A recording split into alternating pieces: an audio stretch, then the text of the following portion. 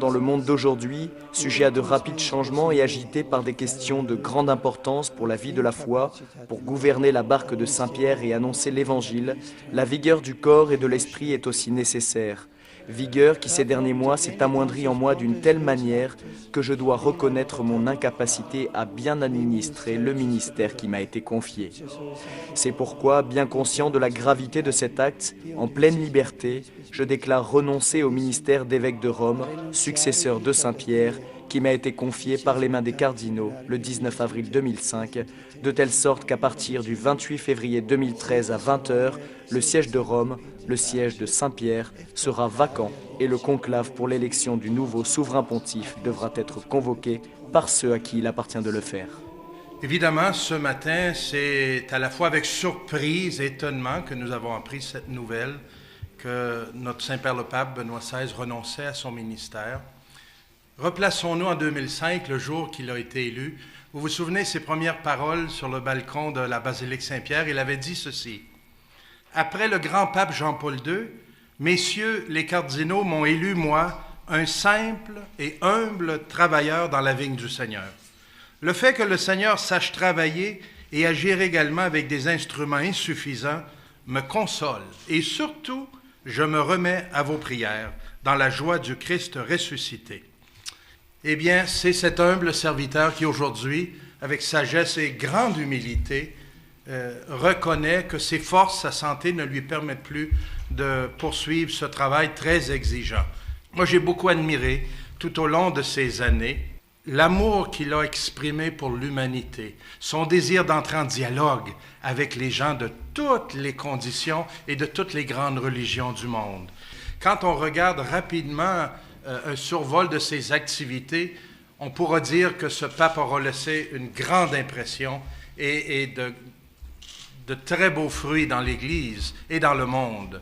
Son pontificat a apporté la fraîcheur d'un homme qui a décidé de continuer d'être lui-même. Vous savez, il m'a nommé évêque il y a déjà presque 4 ans et il y a presque 2 ans archevêque de Québec.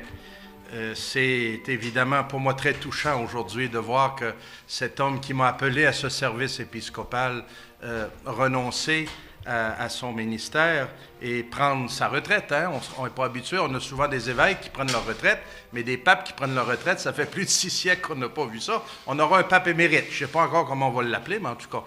Mais je me souviens 15 jours après avoir inauguré mon ministère ici à Québec, je le rencontrais à Rome dans son bureau, 15 minutes seul avec lui pour échanger.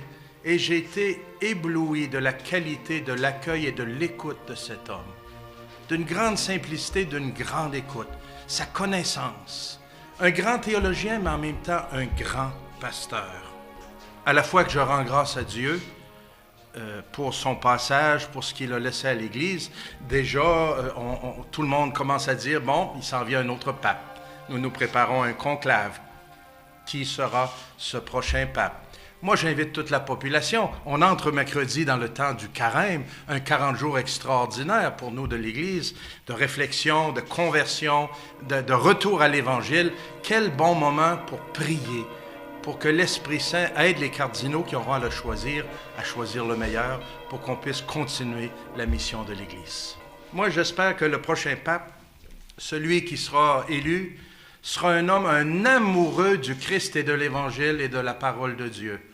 Et en même temps un amoureux de l'humanité, qui sache regarder ce monde et cette humanité comme Dieu la regarde. Moi, là, ma prière depuis ce matin, et elle sera celle que je vais faire, que je vais inviter les fidèles du diocèse de Québec à faire, prions pour que l'homme, le meilleur, soit choisi. Je vais accueillir et nous allons accueillir celui qui sera nommé. J'ai confiance en ceux qui sont là. Il y a des hommes de grande qualité dans ce collège des cardinaux. Je suis convaincu que dans la prière, le discernement et la préparation qu'ils vont faire à ce conclave, ils sauront choisir celui qu'on a besoin pour les années à venir.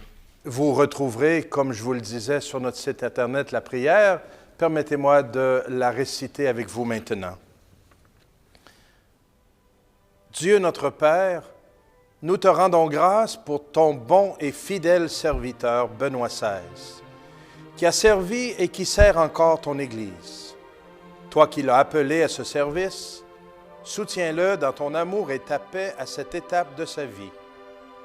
Jésus, bon pasteur, toi qui as dit à Pierre, « Lorsque tu seras revenu, confirme tes frères. » Prépare déjà le cœur du prochain successeur de Pierre, qu'il soit un homme de ta parole, un pasteur selon ton cœur et un évangélisateur qui saura rejoindre toute personne, surtout les pauvres de notre monde.